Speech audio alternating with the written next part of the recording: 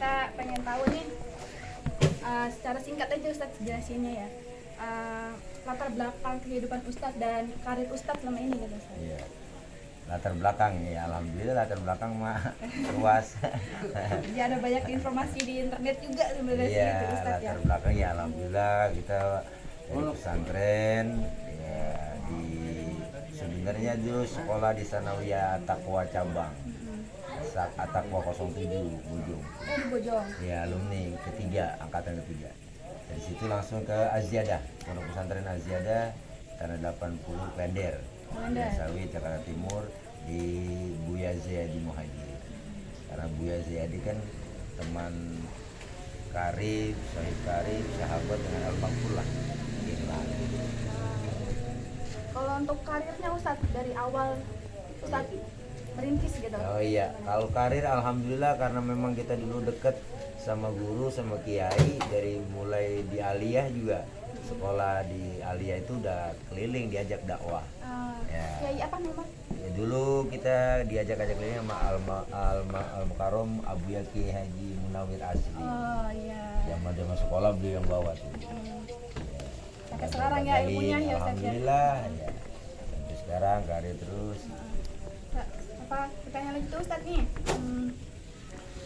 Bagaimana cara Ustadz ini untuk membangun karakter Ustadz yang kuat sampai saat ini? Oh iya, karakter itu memang bawaan ya. Namanya disebut udah tobiat. Jadi tobiat itu kan emang udah bawaan lahir. Jadi nggak pakai ceramah juga emang kita orangnya lucu, gresep anak-anak gitu. Artinya itulah yang bisa kita kemas melalui dakwah.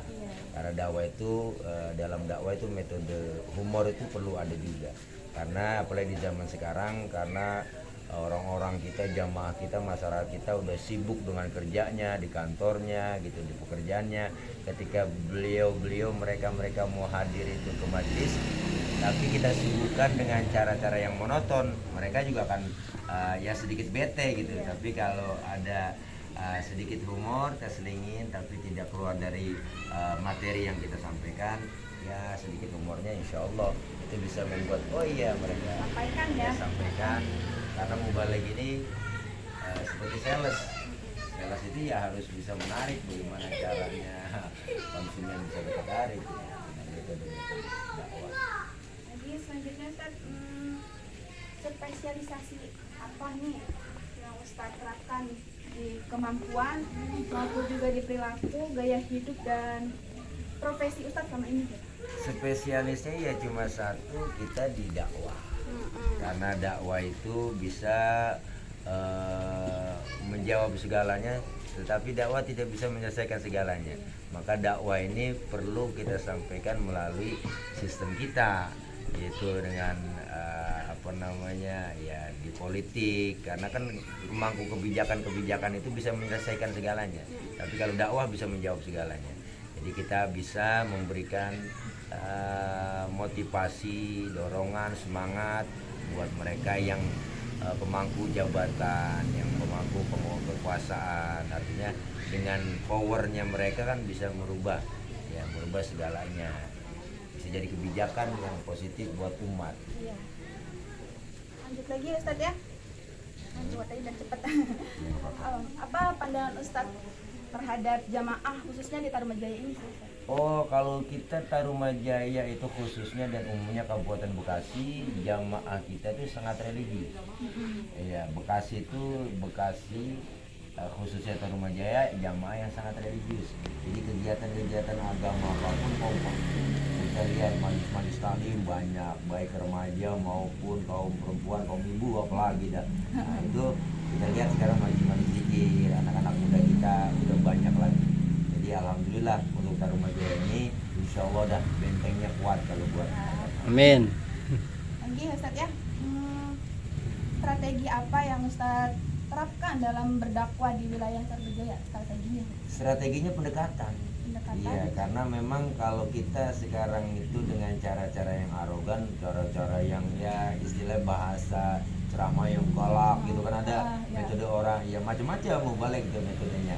Tetapi kalau kita untuk di remaja ini ya pendekatan, komunikatif dengan mereka yang punya majelis, yang punya sekolah taklim, itu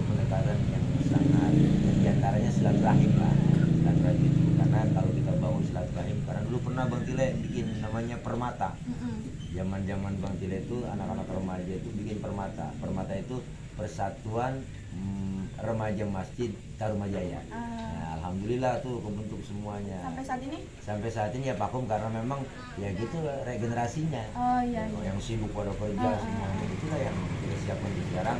Tapi alhamdulillah adanya majelis-majelis zikir, majelis taklim anak-anak muda di setiap daerah, terutama Tarumajaya ini kampung-kampung, alhamdulillah ada semua ngisi. Itu strateginya gitu. Kita saling silaturahim dah. Lagi ya Ustaz Ila ya, kepemimpinan seperti apa yang berbudaya? Yang lainnya nih, kendala apa yang Ustaz Ila alami selama berdakwah di Tarumajaya? Kendala itu yang ada di Tarumajaya, kita masing-masing ada masih yang pada punya ego. Ya gitulah, yang pengen merasa tua.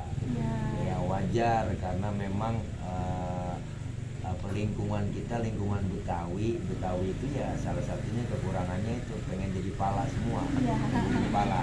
Tetapi itu tidak menyurutkan kita karena yang jelas kita persiapkan generasi kita sekarang.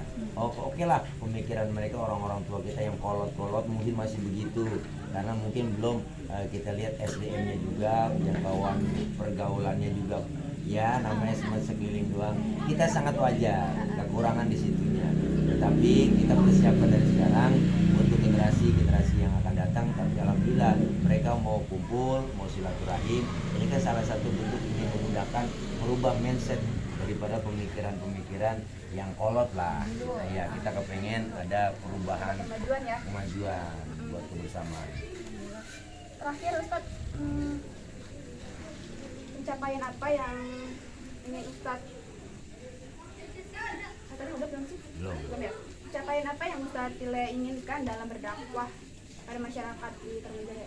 Pencapaiannya cuma satu, agar mereka semua paham dan bisa menyempatkan waktu untuk hadir ke majelis taklim.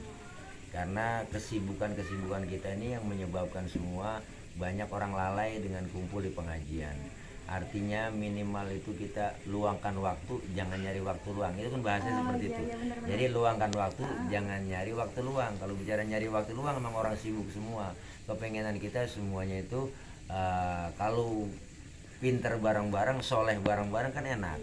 Artinya kalau punya basicnya agama anak-anak kita, karena tantangan berat banget, kita ditantang dengan gadget, ditantang dengan lingkungan, apalagi Tarumajaya, penyangga ibu kota kita ini kan dekat sekali dengan ibu kota.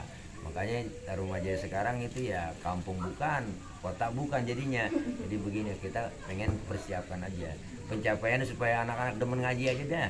Ya kumpul di pengajian, insya Allah kalau udah kumpul ada yang kita bahas, ada yang kita cari solusinya, masalah-masalah apa kalau udah kumpul bareng, temu tuh ngobrolan-obrolan, diskusi-diskusi itu, sharing-sharing itu bisa menjadikan konsep, ada perkembangan ke depan. Udah, sampai sini aja pertanyaannya. Terima kasih. Terima kasih Ustaz. Mudah-mudahan sukses, lancar skripsinya. Amin. Dan